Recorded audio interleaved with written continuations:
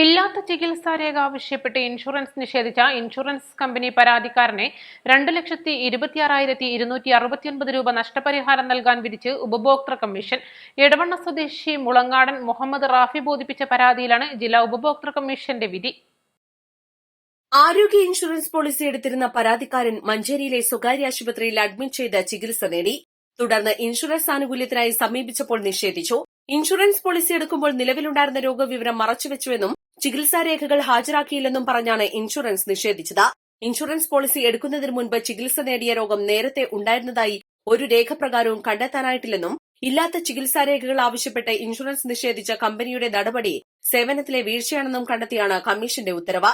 ചികിത്സാ വിവരം മറച്ചുവെച്ചുവെന്നാരോപിക്കുന്ന കമ്പനിക്ക് അത് തെളിയിക്കാനായില്ലെന്ന് കമ്മീഷൻ ഉത്തരവിൽ പറഞ്ഞു.